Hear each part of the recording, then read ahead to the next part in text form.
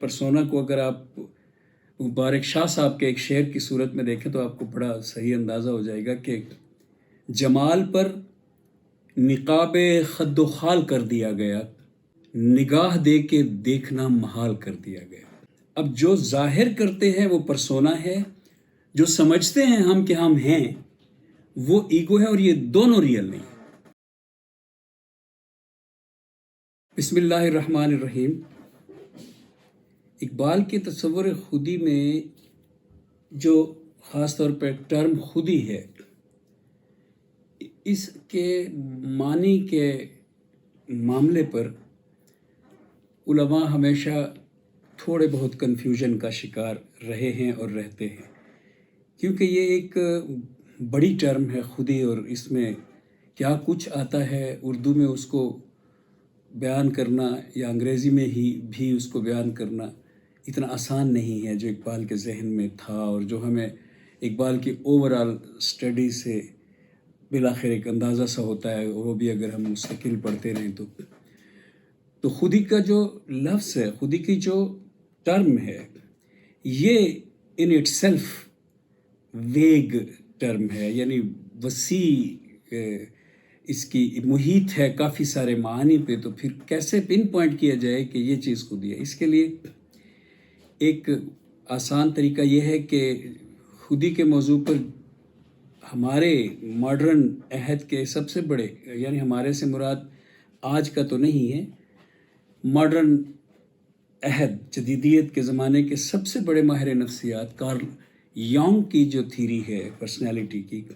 اگر اس کے ساتھ ہم کمپیئر کرتے چلے جائیں اقبال کے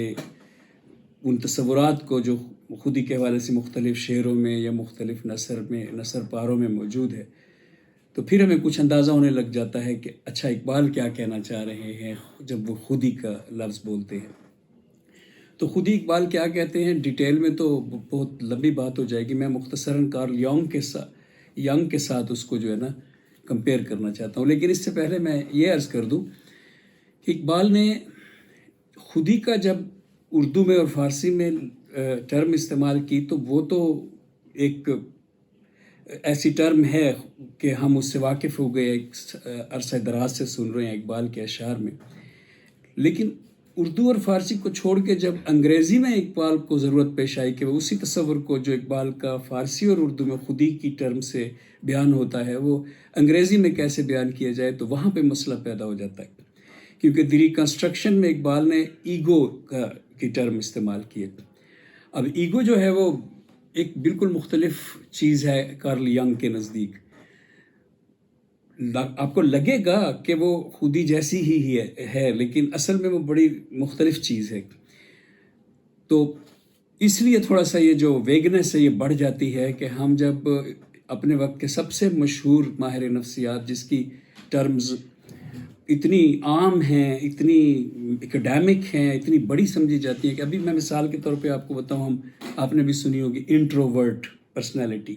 ایکسٹروورٹ پرسنالٹی، اب یہ دونوں کارل یونگ کی ٹرمز ہیں، بہت بڑا اتھارٹی ہے کارل یونگ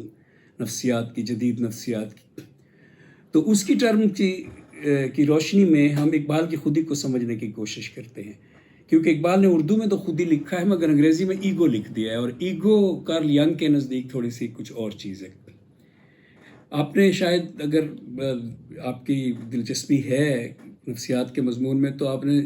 دیکھا ہوگا کہ کارل یونگ کے آرکیٹائپس بہت مشہور ہیں، میں ان کی ڈیپتھ میں تو نہیں جاؤں گا، میں اس میں سے صرف وہ پورشن لوں گا جو اقبال کی خودی کو سمجھانے میں ہمارے مددگار ہو سکتے ہیں۔ دیکھیے، پرسنالٹی کی، شخصیت کی 3 قسمیں بیان کی ہیں کارل یونگ نے، اور بڑی مثالوں کے ساتھ سمجھا کے یہ بات بتائی ہے کہ 3 قسمیں ہیں، ایک ہے پرسونا، دوسری ہے ایگو، اور تیسری ہے سیلف۔ اب یہ یاد رکھنے، پرسونا، پھر اس کے بعد ایگو، اور پھر سیلف۔ تو یہ تینوں کیا چیزیں ہیں، میں ذرا ان کو پہلے بیان کر دوں۔ کارل یونگ کے نزدیک پرسونا ہے وہ شخصیت جو ہم دوسروں کے لیے اختیار کیے رکھتے ہیں، یعنی کارل یونگ نے باقاعدہ ماسک پرسنالٹی اس کو کہا ہے کہ جس کو ہم دکھاوے کے لیے جو ہم معاشرے میں ہیں، ہم کہیں نہ کہیں تو ہمیں بطور انسان دوسرے انسانوں سے ملنا ہے، تو پھر ہم نے کون سی شخصیت بنائی ہوئی ہے؟ وہ پرسونا ہے۔ ایگو جو ہے وہ شخصیت ہے جو ہم سمجھتے ہیں کہ ہم ہیں، یعنی ایک تو وہ ہو گئی نا جو پرسونا ہے کہ ہم نے دوسروں کو اپنی یہ شخصیت دکھا، ایک ماسک۔ اس کو اگر آپ پہلے پرسونا کو اگر آپ مبارک شاہ صاحب کے ایک شعر کی صورت میں دیکھیں تو آپ کو بڑا صحیح اندازہ ہو جائے گا کہ جمال پر نقاب خد و خال کر دیا گیا، نگاہ دے کے دیکھنا محال کر دیا گیا۔ تو یہ نقاب خد و خال جس شخصیت پر رہتا ہے، جو شخصیت ہماری ظاہری ہے اس پر رہتا ہے نقاب خد و خال، ماسک کارل ینگ کی زبان میں، وہ پرسونا ہے۔ لیکن جو ہم سمجھتے ہیں کہ ہم ہیں، ظاہر ہے ہم وہ نہیں سمجھتے کہ ہم ہیں جو ہم ظاہر کرتے ہیں، کیونکہ ہم تنہائی میں اپنے آپ کو بہت کچھ سمجھتے ہیں۔ ہو سکتا ہے ہم اپنے آپ کو آرٹسٹ سمجھتے ہوں کہ میں وہ آرٹسٹ ہوں جس کو کبھی موقع نہیں ملا، لیکن جب کبھی بھی مجھے موقع ملتا تو میں یوں کر دیتا، میں وہ کر دیتا۔ ہم اپنے آپ کو دھوکے میں رکھ سکتے ہیں اپنی پرسنالٹی کے بارے میں۔ ہم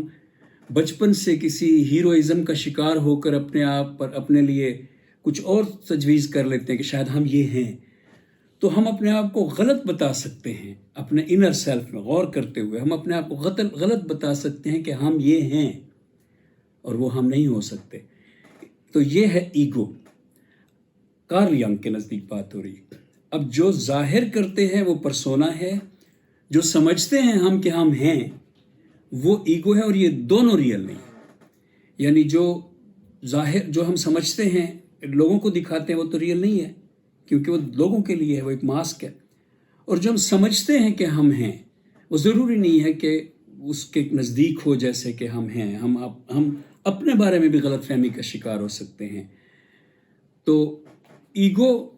کے بعد سیلف ہے، لیکن ایگو پہ میں ابھی تھوڑی سی اور بات کرتا چلوں کہ پھر ایگو اٹیچ ہے جو آرکیٹائپس میں، ایگو اٹیچ ہے سیلف اویئرنیس کے ساتھ، یعنی کانشیس ہمارا جس بھی جگہ کو دیکھ سکتا ہے، کانشیس جہاں پہ بھی موجود ہے وہ وہاں پہ ایگو، کارل ینگ کی ایگو ایگزسٹ کرتی ہے۔ یعنی ہم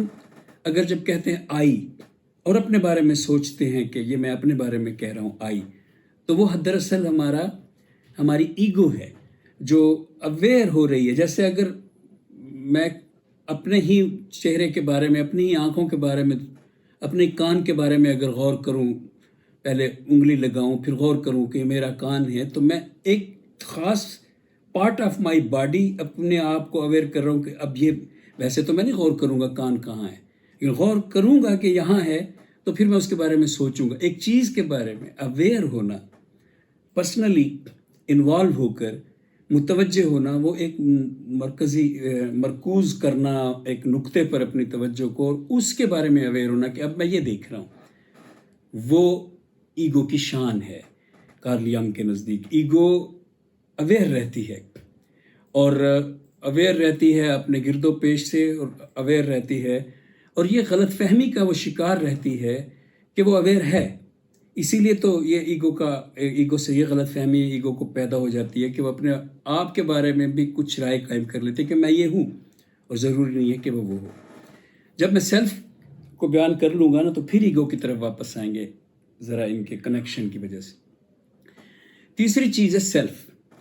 کارل ینگ کہتا ہے کہ یہ بہت بڑا ایک اسپیکٹرم ہے سیلف۔ اس کے اندر کانشیس بھی ہے، انکانشیس بھی ہے، کانشیسنیس بھی ہے، انکانشیسنیس بھی ہے، اس کے اندر پرسونا بھی ہے، اور اس کے اندر ایگو بھی ہے۔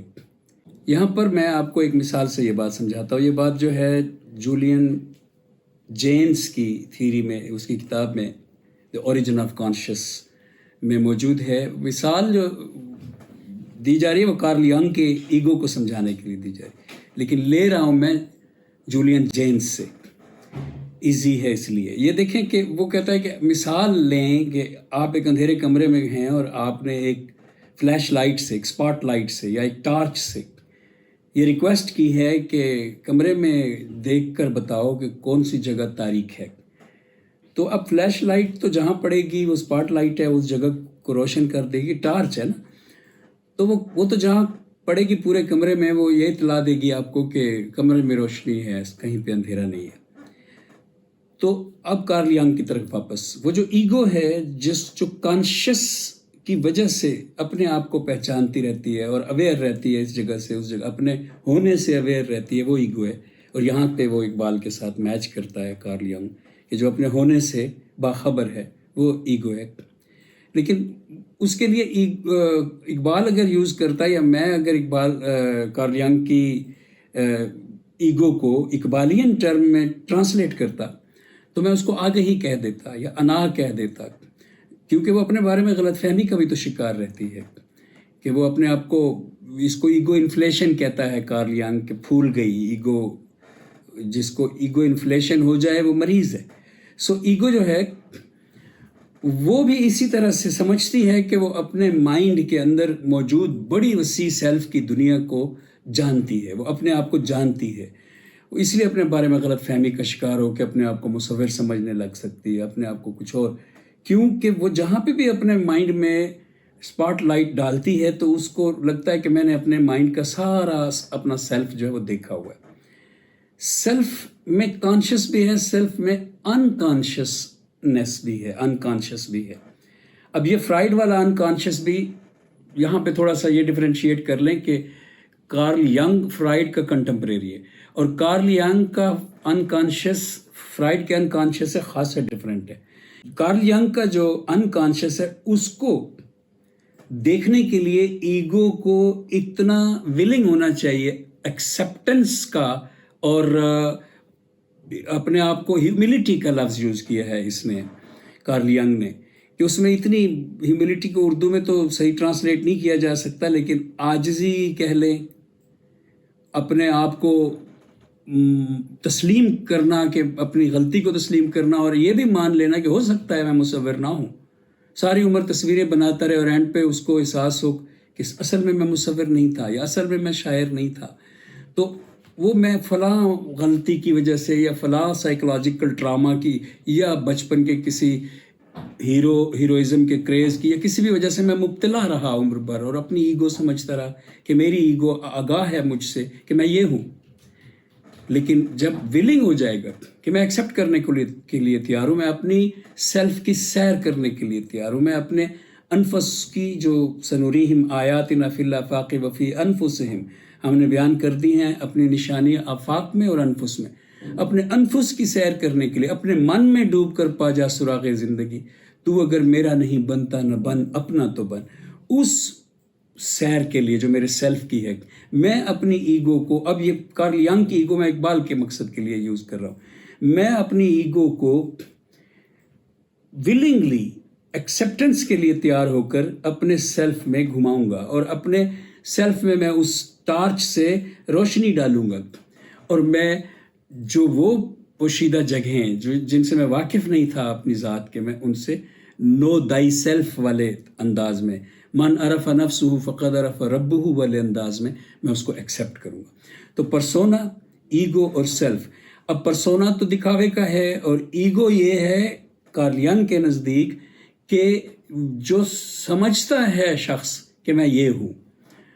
جو دوسروں کو دکھاتا ہے پرسونا، جو خود سمجھتا ہے میں یہ ہوں، ایگو، اور دونوں غلط ہو سکتے ہیں جب تک اس کا کانشیس ولنگلی اس کے سیلف کی وزٹ نہ کرنا چاہے، اس کے انفس کی سیر نہ کرنا چاہے۔ اب ہم کس کا ترجمہ خود ہی کریں گے ان تینوں میں سے، پرسونا کا، ایگو کا، یا سیلف کا؟ کیونکہ جب ہم دیکھتے ہیں کہ اقبال خود لفظ خودی کے متبادل جب ریکنسٹرکشن میں لا رہے ہیں تو ایگو لا رہے ہیں۔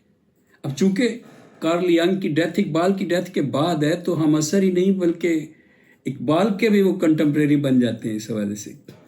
تو ہم یہ نہیں کہہ سکتے کہ اقبال نے وہاں، اگرچہ اقبال کارل ینگ کا ذکر کرتے ہیں لیکن اقبال نے وہاں سے مستعار لی ایگو کا لفظ اپنی ٹرانسلیشن کے لیے، ہم یہ نہیں کہہ سکتے، کیونکہ لیا ہوتا تو اقبال کو پتہ ہوتا کہ یہ ایگو اس کی اس طرح سے ڈیفرنٹ، تو اقبال نے اپنی خودی کو ایگو کے ساتھ ٹرانسلیٹ کیا۔ لہٰذا ہمیں جو اقبال کے